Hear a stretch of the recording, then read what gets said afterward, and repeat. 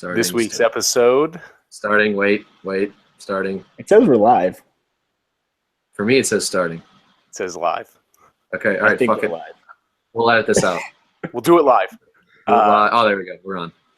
This week's episode of the Let Me Be Frank podcast is brought to you by the B Fox and B Frank show. If you want to hear some great takes, great insight, and just all around fun from two guys named Brian talking college sports, tune in every Thursday, Friday for the weekly episode. It is on iTunes. Look up B Fox and B Frank show. And judge who is the better Brian. We already know. Welcome back. It's January 3rd, 2017. New Year, boys. Happy New Year. It's great being with you. New Year, Episode new number me. 29. Episode number 1 of the new year, 29th overall. Let's open up. College football was the big story this weekend. We had both semifinal games. We had the New Year's Six. We had a lot of excitement and some snoozers of games, Alabama. But, that's neither here nor there. I'm going to open it up real quick because, as was alluded to in the pregame, we have a podcast that actually talks about college sports, and I'm kind of a part of it, the B Fox B Frank show, so you should check it out. And we'll go way in depth on those. But Pete, I'm starting with you. Which was your favorite bowl game? Why? Let's hear it. All right, so there are two good games to choose from, and by default I can't choose the Michigan game because I am a Michigan fan. So I'm going to say Penn State USC. There were an absurd amount of lead changes. It seemed like every touchdown Penn State got was just a miracle. Sad to see USC pull it out in the end. Kind of a redemption story for Penn State. Not exactly, but I wanted to see them win. Better to see the good Midwestern boys win over the coastal elites. It was a very tough weekend for me because obviously, we're Midwest based and I love the Big Ten, but it's just so fun seeing teams like Michigan and Penn State and Ohio State just lose. There's something about it. Johnny, I'm going to go to you. Which was your favorite bowl and any takes from that Penn State USC game? Obviously, it would be easy to pick the Michigan-Florida State matchup as well, but I have to go with my Penn State USC Rose Bowl, my old stomping grounds back in beautiful Pasadena, California. It was a game that means much to me growing up in the area, but as I've seen many a time, USC always seems to pull out a Rose Bowl victory over the Big Ten, much to my chagrin. But I do have to say, this is the first time that I think I've actually been okay with a USC victory. One, because as you mentioned, Brian, it's always nice to see a Big Ten team that we're not particularly affiliated with take an L. But it's also morals too. You could say that, but it's also this USC team isn't as hateable as they normally are, and I say that as a long-time USC detractor, growing up with within that community. But I do say this was a much more likable USC team, particularly in that they have a little bit of a comeback story of their own. They've fought through some tough circumstances, getting screwed over by Pete Carroll and, his tenure there, going through some tough coaching changes with Lane Kiffin, Steve Sarkisian. Clay Helton is a much deserving coach. I'm glad that he finally got the head coaching spot there. He deserved it over Sarkisian the first time around. Likable guy, and I actually really like Sam Darnold as well. The first USC quarterback I've ever actually liked. So great game, great finish. Definitely good for both programs. Real loser this weekend was the Big Ten. Absolutely. Big time loser. I'm going to go not with the Rose Bowl. I'm going to go that Florida State-Michigan game strictly because I got to watch tall guys suffer through the whole thing. That was brutal. It was awesome, especially the blocked extra point at the end to make it a 1-point game because Michigan fans actually thought they had a quarterback capable of getting them into field goal range when we all know that Spate is just pure garbage. I can't argue with that. A false hope. They should have thrown Jabril in there. Which brings us to the question, was Jabril's injury real or fake? Because the more I think about it, the more I'm thinking this was a faked injury. I'll say it was a real injury, but it wasn't as bad as he let it on to be. I think he was like, you know what, it's got to be a sign that there's no reason I should be in this game right now because why bother potentially hurting myself even more than I just did. Tall guy is a Is this- Michigan fan. Do you think it was real? Yeah, this was an actual game. Wasn't the Sun Bowl that Christian McCaffrey was sitting out? I don't even know what it was, but this was an actual competitive game. He would have gotten some actual slack about it. I like to think that he would have played if he could. Fair enough. Hurt or injured, Jabril Peppers is injured. Fair enough. Let's move on to the NFL. It was Black Monday. Just yesterday, as we're recording this 2 days ago, if you're listening. Kubiak stepped down due to health reasons, and thank God, because I really just did not want to see that guy collapse and die on the sideline, because that was what was coming next. That would have been a real football guy move, though. That would have been such a football guy move. He probably would have been buried right in that spot, too. Chip Kelly was given the boot in San Francisco. To no one's surprise, he was just pure garbage there. I didn't think he should have been fired. Well, okay, we'll get into that in a minute. That's Tall a hot guy take. coming in with a very hot take, unexpectedly. McCoy The gone. to roster San was Diego. garbage. We'll get there. We'll get there. Still, we'll get there. McCoy gone in San Diego. And probably the saddest news of all is both the Ryan brothers were let go from Buffalo. Devastated as a Bills fan. He brought the bravado that Bills Mafia needed. So I'm scrambling for answers. Are they more upset about getting fired from their jobs or losing Buffalo wings? I I'm know gonna say the Rob Wings. for sure is disappointed about the Buffalo Wings. Rex is maybe a little bit more disappointed about the job, only because he can't give as many press conferences anymore. He loves those press conferences where he declares ridiculous things, much like, side note, Alshon Jeffrey declaring the Bears will win the Super Bowl next year. Or, well, he said we will win the Super Bowl. I don't know who we is, because there's no way in hell he's going to be on the Bears next year. But let's go back to Chip Kelly, because that is a wildly hot take, Pete. What is your rationale besides their team is bad? All right, their roster was garbage, and they hired him for 1 year. Like, how do you expect to build anything with a terrible, a lack of talent? And I mean, they were doing they were running his schemes. They were doing what he asked them to do, and they seemed well coached. But I mean, the owner, Jed York, is just he's a trust fund baby that doesn't understand this shit takes time. You're not going to be 28 like he was and handed the keys to a franchise. You can't just get success like that. You got to build, All right. One, love tall guy calling out Jed York as a trust fund baby. Not sure I've heard that for an NFL owner before, but certainly applicable to a lot of different owners, so that's a hot take. Two, I will say this.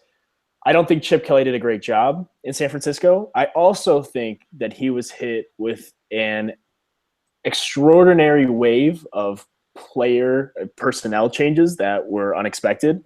The retirements of several key players, Patrick Willis among them.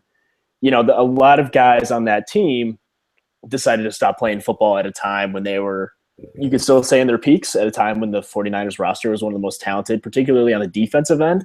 So I don't think Chip Kelly's been handed the most, conducive personnel to winning, but at the same time, that's Chip Kelly's, motto is that he likes to have control. He likes to have decisions over who he brings in, and he clearly didn't get the job done. Yeah, sorry, but Patrick Willis retired 2 years ago. Idiot. But what I'm saying is he didn't. No, have I get all the exactly what talent you're that- saying. Yeah, I'm not saying. They What I'm saying. went from easily the best defense or the most talented defense with Aldon Smith and Patrick Willis back there just dominating guys to and out of nowhere Patrick Willis retiring and then Aldon Smith getting arrested 3 or 4 times in the span of 2 months. Correct. He forcing them to inherited release a him. much different 49ers team than was there Right. prior to him being there. Right. So I understand that. As far as talent goes, I mean, they had Carlos Hyde's a pretty good running back. They've got receivers that can Carlos play. Hyde is not going to win you the NFC West, though. Pretty good. I mean, come on. No, but he's good. With the Running backs are Seahawks in that division, the Cardinals, the way they played prior to this year, no way. I'm not Seahawks saying are he's the trash. best running back, but yeah, the Seahawks are beyond overrated. I can't even get into that right now. This year. Wait, can we go back to coaching, though? What's the best head coaching spot, you think? Is it Of the See, available Ben- or in the league? no, available, obviously. Denver or Bills, I'm thinking here. Buffalo if for you sure. get a quarterback. If you pick the right quarterback, it's Buffalo. I mean, you could say the same thing about Denver, though. If they had a quarterback or if Paxton Lynch turns into anything, they're set because that defense is filthy. They're actually similar situations. Buffalo has a lot more talent on the defensive end than they're getting credit for, and they actually do have a lot of offensive weapons outside the quarterback position with Sammy Watkins and LaShawn McCoy if they can stay healthy. So, I think if you get the right quarterback in either situation, they're actually pretty comparable. Yeah, I'll enough. agree. You saved it by saying that then people give credit to talent-wise on the defense for the Bills because I think the Broncos have the best, if not, or the top 3, if not the best defenses in the league, and the Bills are probably top 5. I agree. I can second that. But back to the 49ers, it was just a matter of time with Chip. It almost seemed like he didn't really care. He didn't really take charge of any of the situations. But yeah, he's just a college coach. I think that's what we've learned from this is he doesn't work in the NFL, and when he does, it doesn't work for a longer period of time because these are much more athletic, much more talented, much more intellectually sound guys in terms of football IQ when they're playing and watching the game. So, your spread them out schemes don't really work as well. Off the top of your head, no discussion. Where does Chip Kelly go in college? Where's his next stop? Honestly, I would have said Alabama coordinator if they didn't already give it to Sark, and that team would score like 65 points a game. But I really don't know. I think he sits out next year and then waits for a Power 5 opening either in the SEC or back in the Pac-12. Here's this. The Fox would love this because I used to say this like every week to start college football season. Kevin Sumlin's going to be on the hot seat, though. He's been on the hot seat for a long time. I know, and then he played himself to like number 4 in the country, and then they lost like another 5 straight. So if they have a bad start there and Chip Kelly's available, do not be shocked if they pull the trigger finally and get rid of him. Fair enough. You heard it here first. All right, real quick, tall guy, who takes over in Denver? Who takes over in Denver? Oh, God. I don't know, but I just want to hear Tom Coughlin's name said more often. That would be awesome. That would be a really good fit, I think, for him. John, who takes over in Denver? You know what? I think they got to go with another offensive mind. I wouldn't be surprised if you see a guy like, Scott Linehan or a former O coordinator. I don't think it's the right pick, but I don't think they're going to get a top candidate that they're expecting. I'm going to go dark horse. They're going to bring Josh McDaniels back. I actually was going to say that. There Maybe it is. He comes back? I think so. I think it's a really good spot for him to go, and obviously he's done really well. Granted, he does have Tom Brady, but I actually could see McDaniels going to Buffalo to try and dethrone his former team, the Pats. That's my prediction. Again, yeah, like we said, it's a very similar situation for both the Broncos and the Dollar Bills, so I would not be surprised to see him go to either one of those. We'll move on. Pete, NBA update. Let's hear what you got. So Monday night, Jimmy Butler graced us with another beautiful performance, dropping 52, I believe it was, 12 and 6, while completely carrying this Bulls team, which has become an abomination surrounding him outside of Dwayne Wade and Taj Gibson and Robin Lopez. Some people don't like him, but I like him. I don't like him. Amongst the trash for the Bulls roster is Rajon Rondo, who has recently gotten benched. And immediately, because he still thinks he's a superstar, decided to approach the management about it and said he plays or get rid of him. Like, what do the Bulls do with Rondo? They have to waive him. You're not going to get anything for him in a trade. You just let him go. I almost, just for the entertainment value, want to see if they could demote him to the D-League. I don't know if it's within his contract where he could be, but I would love if that happened, just to humble him up a little bit, to see if he still thinks after all of that he's still a superstar.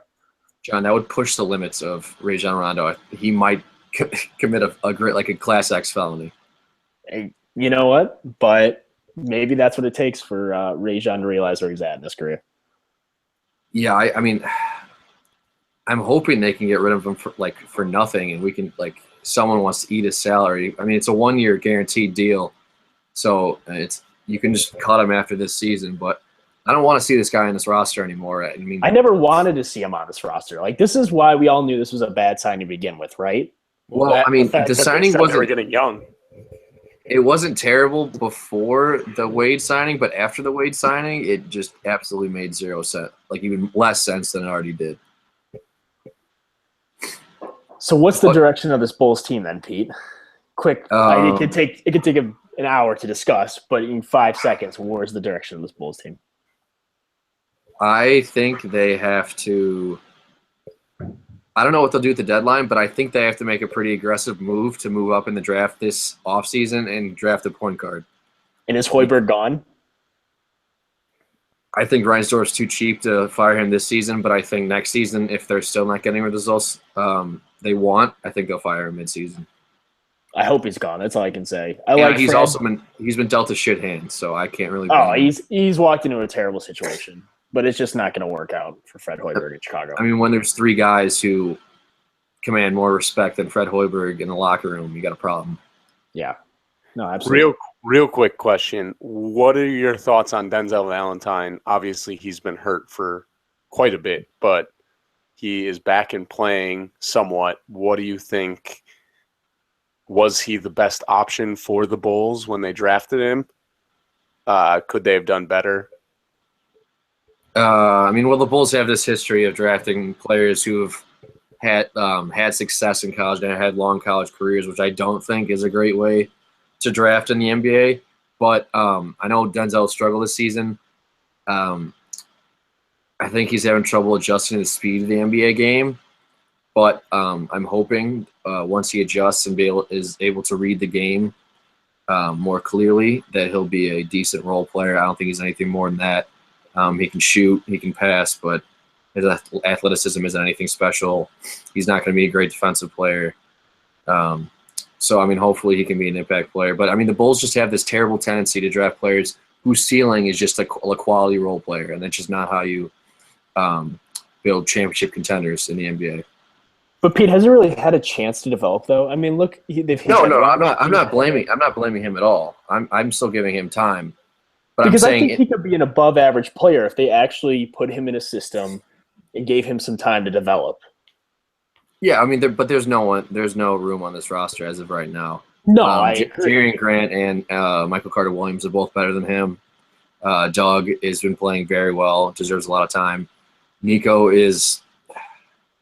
He has his moments. But he's also horrendous at times. But Nico's still way better than Denzel at this point, so I don't see where he can play.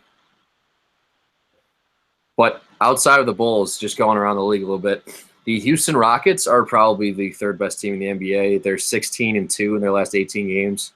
James Harden just had a 56, 17, 16 game, which was one of the greatest games of all time. And then Joel Embiid and DeMarcus Cousins have developed a bit of a rivalry. They had an ass slapping contest in the middle of the game last week, which is a little strange, but I enjoyed it.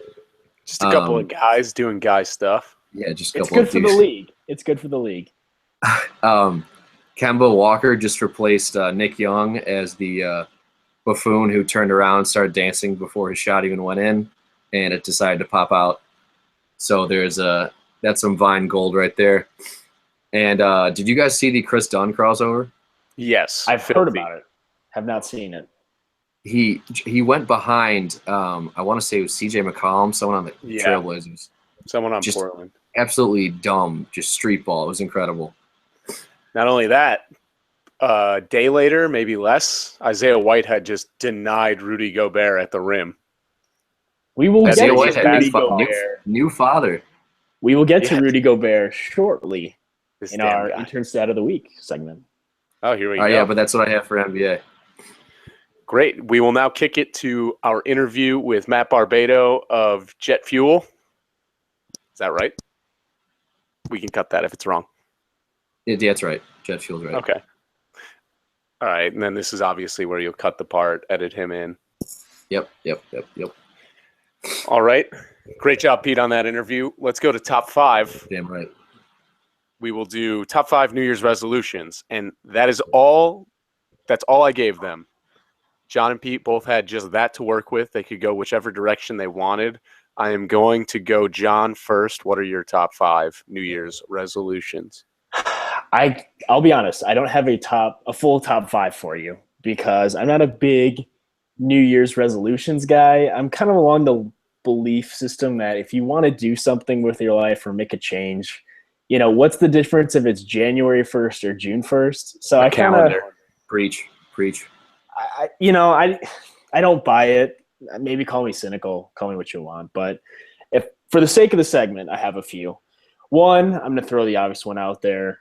The gym heroes. The people who think that they're going to go from a 6-pack of Bud Light to a 6-pack abs in 30 days or less. Tall guy, do you fall in this category? I've been going to the gym for 6 months now, man. Come on, don't do that. Oh, humble brag. But John introduced our newest segment, Dad Jokes. Dad jokes. That's I will say this though, and it's one of my it is my one resolution for this year, and you guys are both going to groan when you hear it. But I will be bringing you fresh homemade cinnamon puns every single day of 2017. God damn it, John. Excuse me? There you have it. All right, what's your next one, John? We got to cut that. We can't cut that. That's prime content. Continue. Finally, my last New Year's You had 2? 2. I told you I don't believe in them. Do it on June 1st. Do it on April 1st. I don't. Neither do I. But I got a new list. Day resolution. Let's hear it, John. Let's hear it. This is electric. I love it. My final one is the people who go for the entire lifestyle change. I'm not talking about physical fitness or maybe eating less cookies, that kind of stuff. I'm talking about the people who decide to go straight vegan off the map. They've watched a bunch of Animal Planet videos. They're never going to eat anything other than organic, non-GMO. The people who become straight up hippies, that is the number one New Year's resolution. The people who go all out, don't do it small. I can't disagree with you on any of those. Pete, let's hear your hopefully top 5. Okay, I do. All right, I went a different way with this. I went top 5 least appealing New Year's resolutions to me. I like that. All right, so actually not to me personally, but least appealing in general. / dumbest. Number 5, stop procrastinating. You're already procrastinating if you're waiting until the new year. So yes, fair enough. Be better at meeting new people. That one probably starts off great, but then you realize people suck. Just don't be an asshole. Yeah. Number 3, stop drinking. That's up there too. Brutal. I can respect like toning it down, but just like cold turkey, like there's just too many opportunities to do it. What do you do on your weekends? Number 2, touch base with people you've lost touch with over the years. That's like your friend from kindergarten. There's a reason why. Yeah, there is a reason that one of you has not reached out to the other. Number 1, be more clean. Like make your bed every day. Like making your bed is a worthless exercise. God, don't even get me started on that. I get so insanely frustrated at people who tell me to make my bed. Why? I'm going to be in it in less than however many hours, and no one is around to see it when I'm not there. It's like tying your shoes after you like take them off. A bed feels so much better when you're tired after a long day if it's fully made, though. This guy makes his bed. Not actually, somewhat regularly, somewhat. This is a makes his bed guy. You could tell. If he didn't automatically agree, they already make their bed. Yep. Casually. I'm not saying there's anything wrong with it. I just don't see the point. I'll sleep with half of my clean clothes on my bed. I don't even care. Yeah, I mean, I've been there. It's called college. All right, so that was my top 5. My top 5, I just go with most, cliche or ridiculous. Number 5 is volunteer. Come on. Like, you're really not going to go every Sunday and volunteer at, like, the soup kitchen or something. Some people do, Brian, and it's good, and we should all do more of it. Number 4 is probably my favorite, but it's learn a new language. The amount of people I've heard tell me, going back to, like, 2012, I'm going to learn Spanish. 2 weeks later, how's your Spanish going? Or I'll say something to them in Spanish, and no idea. They've already given Humble up. brag, you know Spanish. I don't. Fun fact. 3, set a budget. You're not going to set a budget. You're just going to ball out every weekend. We all know how it You're works. gonna blow through that Venmo account like I actually do. I do set a budget. It's a So do budget. I, but it wasn't a resolution. It's a budget Okay. guy. Number 2, travel. Like, nothing has kept you from traveling before other than your shittiness. Like, Perhaps you didn't there's have no it in reason. the budget. That could be it. 3 and 2 can go in hand. If you didn't have it in the budget, that makes sense, but there are always ways around it. Broke ass people can travel all the time. Number 1, we kind of already touched on it, but when you say you want to cut down on drinking or stop drinking altogether, I've gone in the opposite direction. I have 2 resolutions this year, one of which is to drink a beer every day. Pretty much just shoving in the face of anyone who says they're going to stop drinking or cut down on their drinking, because why would I? Tell me why. Can I ask, do you have a certain brand you're drinking every day? Or is it any beer? Any beer, whatever I can find. I mean, I've got beers in my fridge still. It was also kind of the fact that I come home from work every day and just open my fridge and it would be all beer and nothing else. So I was like, you know what? I should probably start drinking some of these, and then realized, wouldn't it be awesome if I went 365 straight days drinking beer? Why stop there? Yeah. Stop there. 1 year today, 5 years tomorrow. But those are our top 5. Feel free to embrace debate. Let us know what you think. Share your thoughts, concerns, and ideas on New Year's resolutions. It is a hot topic that I'm sure many of you have an opinion on. We will move on to our tweets. I'm going to go first. My tweet was from Northwestern alum Darren Ravel about a direct quote from head coach Pat Fitzgerald, who we all know and love. I'd like to give a special shout out to Danny Cannell, ESPN announcer, who told us that we should just be happy to be here after they beat Pittsburgh in the Pinstripe Bowl in New York.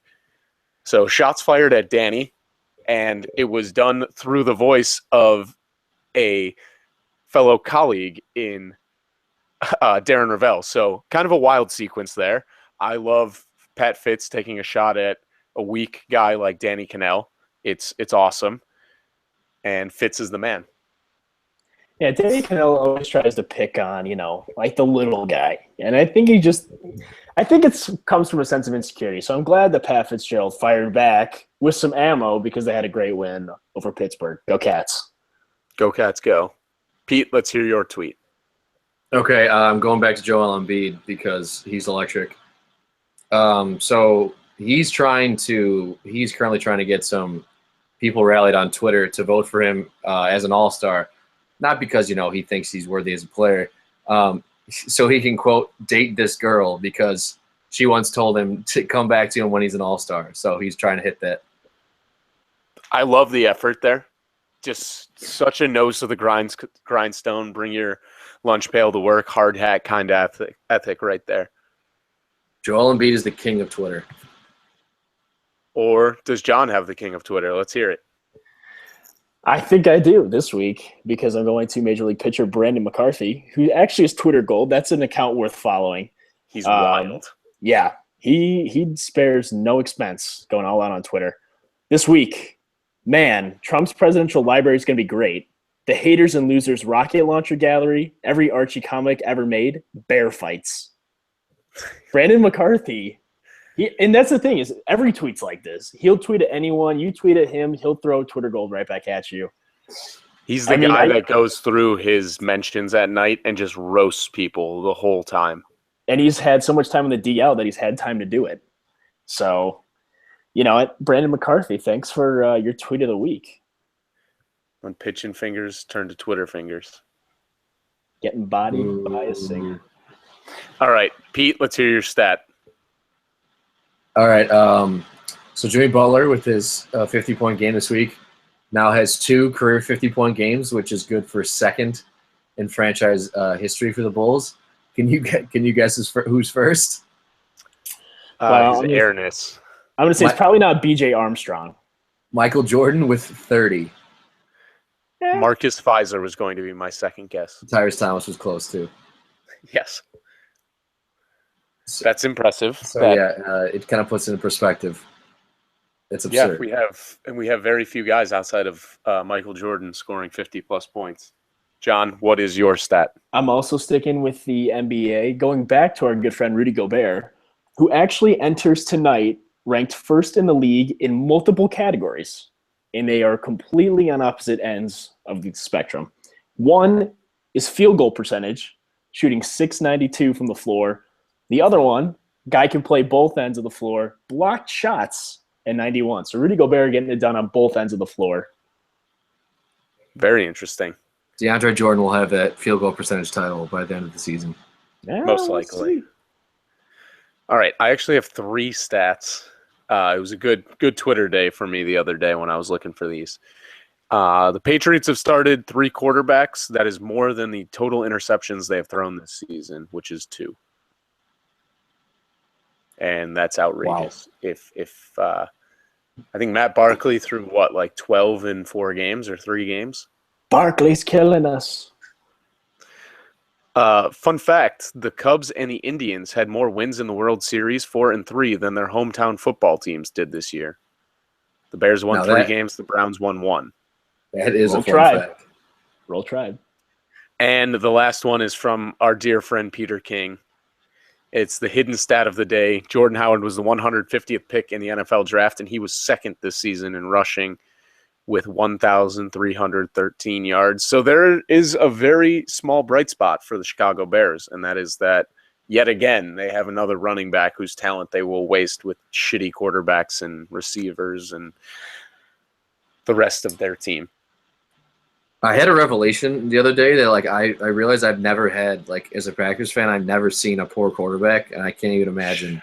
God, I hate you. I can't even imagine watching a game and not having faith that my quarterback's be able to throw the ball past the line of scrimmage.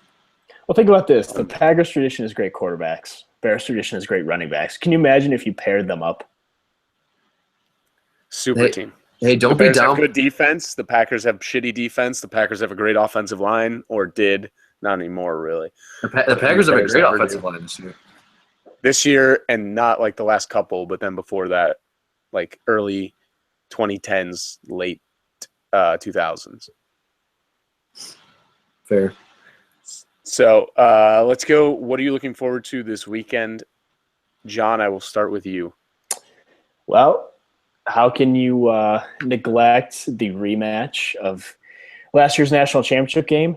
Dabo Swinney thinks Clemson is actually deeper on the defensive end this year. He thinks they're more rested, and he thinks Clemson's going to pull it out this year. So I think I'm going to go Clemson. I'm going to guess Clemson because I want to see someone other than Alabama win. Wrong. Totally and completely wrong. Pete, what are you looking forward to this weekend? So me and fellow blogger and Twitter handler. Czar, I think. Twitter czar. Nick Phillips are heading up to Lambeau on Sunday to see the Giants lose to our Packers. So that should be enjoyable. That'll be fun. Check out the blog for some pictures and hopefully a recap of the experience. You've already written one, but this is a playoff game, much different from a preseason game when you won earlier in the year. Mm-hmm. This weekend, I have nothing to look forward to. I'm here in Brooklyn. It's miserable. It's go to the Barclays Center. It's beautiful. No, I have shout out Big Pete. I've got Pete's Party Part 3 this Saturday. I'm heading over to Hoboken, New Jersey, but I'll probably end up watching my beloved Seton Hall Pirates take on my father's alma mater of DePaul University in what should be just a god-awful basketball game on Saturday afternoon. So that's what I unfortunately have to look forward to. Any final thoughts from you, Pete? Final thoughts. Packers are going to win the NFC. Okay. All right. I like that. John, final thoughts. If you haven't entered already, check out our 2017 Bachelor Pool for a chance to win big money and waste many hours of your life each Monday night watching a show that is truly mindless television, but it's somehow addicting. So check it out. LetMeBeFrankBlog.com. Check out our post and enter our group at abc.com. Yeah, the show is wild, folks. The girls are crazy. The dude is it's just an absolute buffoon. It's must-watch television. So please join us because I don't want to be the only one talking about it and in this contest. That is our show. Be sure to tune in next week. On Wednesday, we will have all new coverage, content, jokes, ideas. Check out the blog, letmebefrankblog.com, where we will continue to update throughout the week with the hottest stories in news, culture, and sports. Have a great week. We will see you on the other side.